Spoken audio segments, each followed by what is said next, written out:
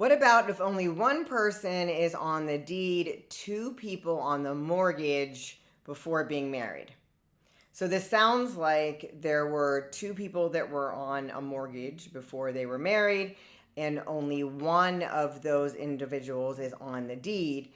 And this is in reference to if a spouse owns a property, what happens to that property when they pass away, namely if just one spouse is on the deed, or this could also be just two people that are in a relationship, but only one of them is on the deed. So what's going to happen to that property? So here is the key thing to remember, and I cannot stress this enough.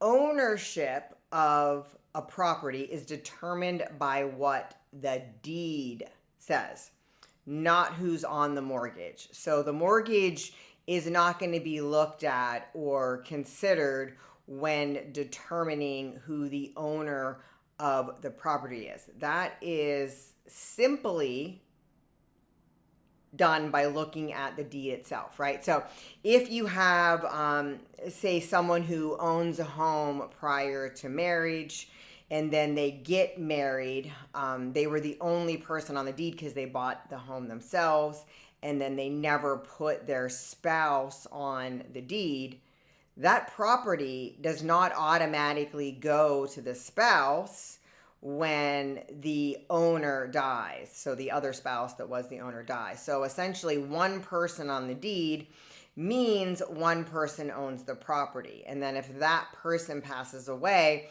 even if they're married when they pass away, and even if they lived in that home with their spouse, that home is not going to go to the spouse until or unless it goes through the probate process within the court system. And even in that case, it can get more complicated. Like if there isn't a will or a trust in place giving the property to the spouse, and say the person who was originally on the deed has children, or there's children involved from another relationship, actually on either side, then you might be looking at a 50-50 split when there's children involved. So we can get into further complexities when there aren't legal documents in place like a will, because Florida law would then determine who gets what. But the point of answering this comment and the point of this particular TikTok is to stress that if you're not on the deed, you're not going to be considered an owner, even if you are married or later got married, or even if you are on the mortgage. Because I do see this sometimes where there's two people on the mortgage, but only one person on the deed. The second person on the mortgage just assumes the property is theirs, which makes sense that they're on the mortgage, right? And then years later, when they either go to do a home improvement or they want to sell the property, they find out they can't because they're not on the deed. So if you're getting the deed looked at by, say, a general contractor who's going to be doing work on the property, they don't see your name on the deed, you can't sign off on the work. If you want to sell the property, if your name is not on the deed, you cannot sell the property. Doesn't matter again here if you were married or not, or later became married, or even were married before the property was bought. Even if you were married, but then you bought property as a married couple, but only one person went on the deed, then that person is technically the only one that's going to be considered as an owner.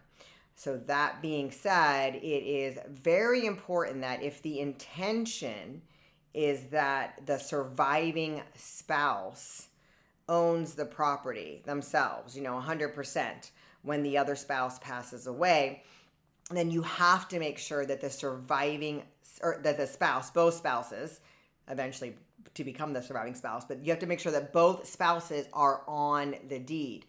This can be done several ways. Probably the most common way is by adding them through what's called a quitclaim deed, Q-U-I-T, claim deed. This is usually the least expensive and easiest way to add a spouse. You want to make sure that you're listed on the deed as a married couple, or it can say so-and-so and his spouse, or husband and wife, or whatever you want to list it as, or whatever your situation is, it has to be noted that you are a married couple, or this is a spouse, or joined by the husband, joined by the wife, whatever it is.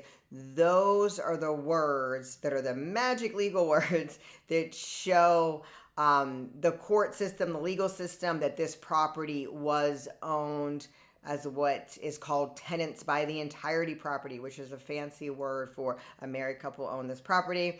And if it is tenants by the entirety, then it will automatically pass to the surviving spouse, whichever spouse that is.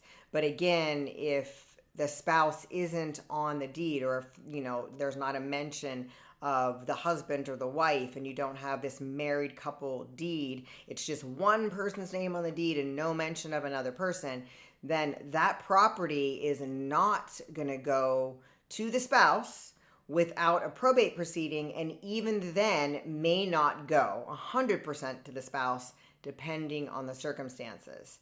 So here is where it's very important to have that conversation with your spouse, especially if you are living in a property that was already owned by them before you got married. You have to find out what's the intention here. What are we doing with this property? And make sure that the deed accurately reflects that, or you have some type of estate planning documents in place, like a will or a trust, that accurately reflects it. Because if you do not, you could be in for a very rude awakening when the person whose name is on the deed passes away, and then you have a surviving spouse who's living in the property but was never on the deed. There are going to have to be additional legal steps there. And on the back end, or meaning after the owner dies, it's often way more complicated and way more expensive. So get it done now.